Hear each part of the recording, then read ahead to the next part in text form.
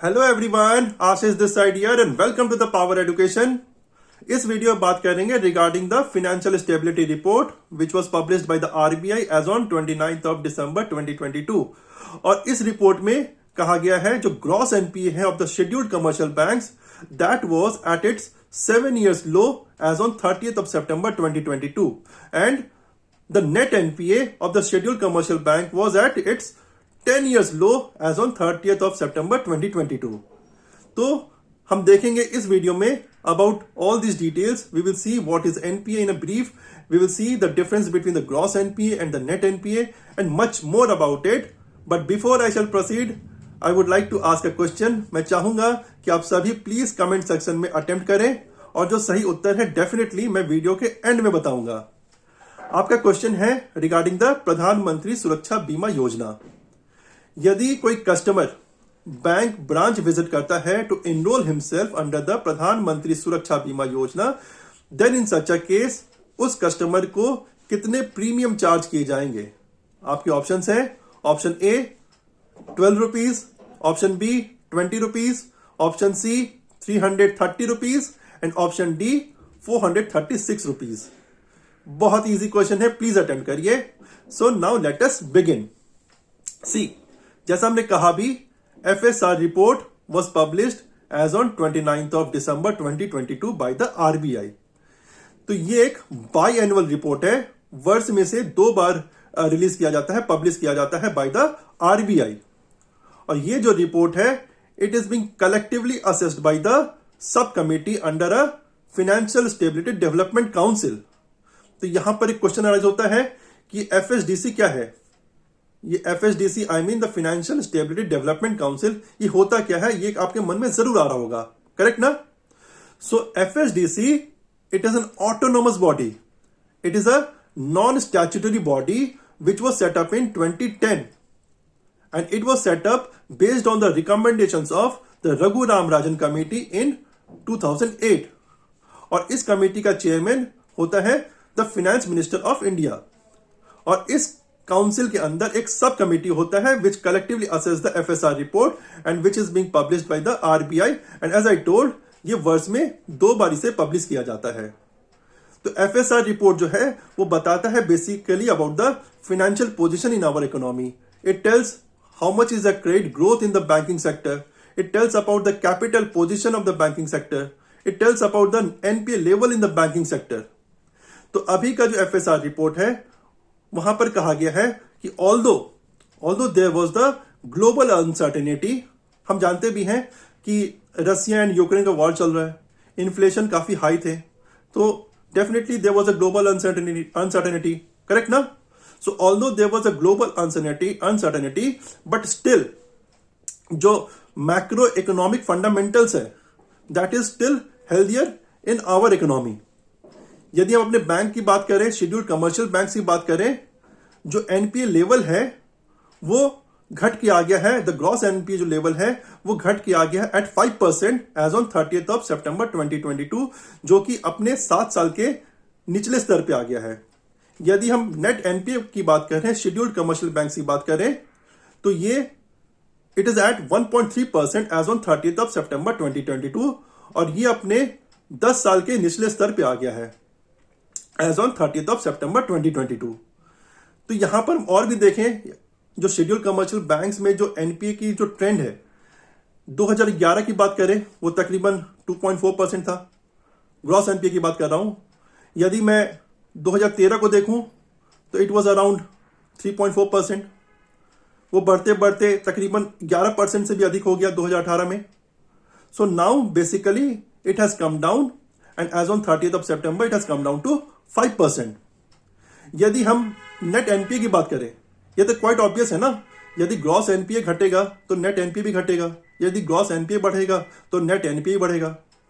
तो यदि हम 2012 को देखें, the net NPA was at its 1.3% and net NPA भी बढ़ रहा था, जैसे ग्रॉस एनपीए बढ़ रहा था तो नेट एनपीए बढ़ रहा था, और नेट एनपीए भी इट केम अराउंड 6.1% इन 2018 और अभी वो घट कर आ गया है at 1.3% as on 30th of September 2022।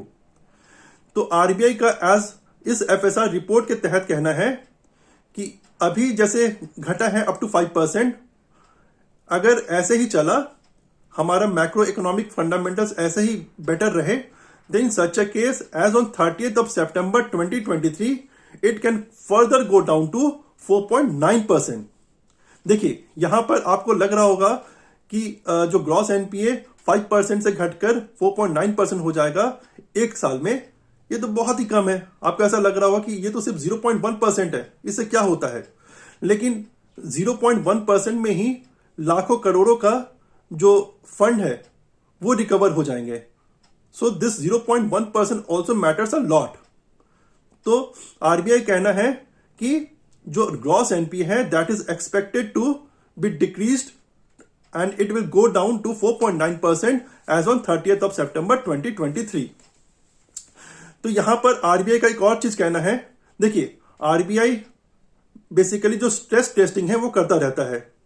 Short term economy में यदि ऐसा सिचुएशन होगा तो बैंकिंग सेक्टर में क्या होगा, यदि मीडियम टर्म में देखें या लॉन्ग टर्म में देखें, अगर सिचुएशन ऐसा होगा तो इकोनॉमी में क्या दिक्कतें आएंगे। सो जो आरबीआई है वो स्ट्रेस टेस्टिंग करता रहता है।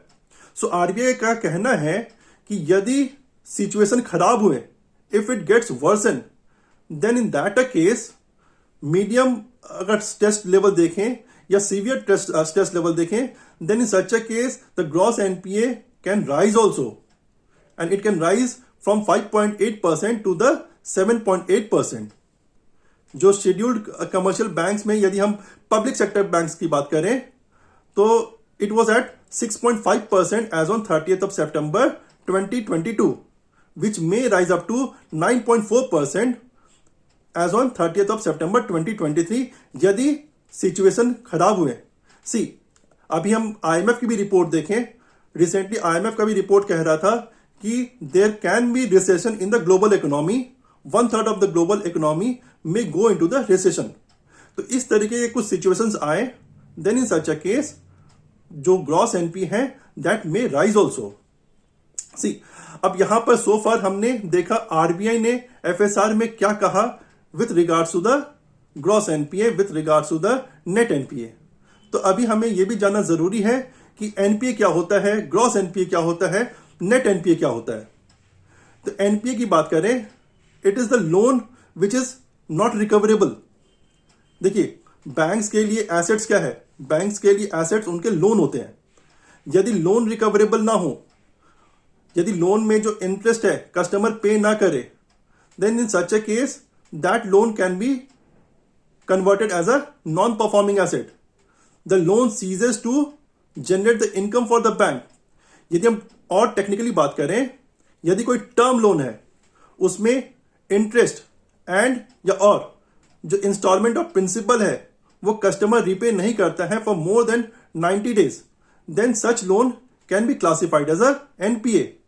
जैसे कि हम होम लोन में देख लें, यदि कस्टमर इंटरेस्ट या तो प्रिंसिपल नहीं पे कर रहा है for more than 90 days, then that loan will be converted into the NPA. Similarly cash credit की बात करें, यदि सीसी अकाउंट की बात करें, if it has gone out of order for more than 90 days, then that also account will be converted into the NPA. अब out of order क्या होता है? Out of order means outstanding जो है CC account में that is more than the sanction limit और the drawing power for more than 90 days।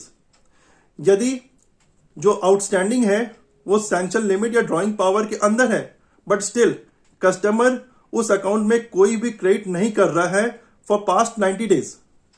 अब मान लेते हैं क्रेडिट कर भी रहा है but it is not enough to meet the interest which is being charged to that CC account, then in such a case also that CC account will be converted into the NPA after the 90 days। यदि हम agriculture loan की बात करें, यदि instalment of principal और the interest default करता है for 2 crop season in a short duration crop, और यदि डिफॉल्ट करता है for 1 crop season in a long duration crop, then in such a case such loan will be converted into the NPA. ये कुछ brief details थे about the NPA. अब सवाल एक और उठता है कि हम बात कर रहे थे ग्रॉस एनपीए, हम बात कर रहे थे नेट एनपीए की, तो ये दोनों चीज क्या होता है? वेरी सिंपल, यदि ग्रॉस एनपीए में से हम माइनस कर दे provisioning, then that will be the net NPA. अब यहां पर एक और क्वेश्चन अराइज हो रहा है कि प्रोविजनिंग क्या होता है। सो प्रोविजनिंग, बैंक्स क्या करते हैं, बैंक्स अपने प्रॉफिट में से, अपने इनकम में से सर्टेन पार्ट को they keep it aside so that they can absorb the loss. See, जब बैंक जब लोन देते हैं तो इट इज क्वाइट ऑब्वियस कि थोड़े से कुछ लोन ऐसा भी हो सकता है जो कस्टमर पे नहीं कर पा रहा है, तो जो लोन लॉस में जा रहा है उनको कवर अप कर सके। To absorb such loss, banks what they do, they keep a part of the profit, a part of the income aside, and this fund which they are keeping aside is called the provision. It's called the provisioning. So the net NPA is basically the gross NPA minus the provisioning. So hopefully यहाँ पर आपको कुछ details मिला होगा about the NPA, about the GNPA, about the NNPA, about the FSR report, about the FSR report में जो NPA के related कहा गया। So hopefully कुछ नॉलेज गेन हुए होंगे। अभी समय आ गया है कि मैं सही उत्तर दे दूं। तो प्रधानमंत्री सुरक्षा बीमा योजना में जो प्रीमियम चार्ज किया जाता है, क्या यह 12 रुपए है? 12 रुपए नहीं है, 12 रुपए पहले था। क्या ये 336 रुपए हो सकते हैं? ये जीवन ज्योति बीमा योजना का पहले का प्रीमियम था, सॉरी 330। क्या 436 रुपए हो सकते हैं? नहीं, ये भी जीवन ज्योति के रिलेटेड अभी है जो रिवाइज होके हो गया है। So the exact answer is 20 rupees. यदि कोई कस्टमर अवेल करना चाहता है, इनरोल करना चाहता है under the Pradhanmantri Suraksha Bima Yojana, then in such a case customer को जो प्रीमियम चार्ज किया जाएगा दैट इज ₹20। सो होपफुली यहां से कुछ नॉलेज और भी गेन हुआ होगा। कुछ भी फीडबैक हो तो प्लीज बताइएगा। एंड सॉरी, आज मेरा थ्रोट में इन्फेक्शन है, तो वीडियो में कुछ दिक्कतें आए हों तो उसके लिए I apologise also. Thank you. Front camera preview. Record button.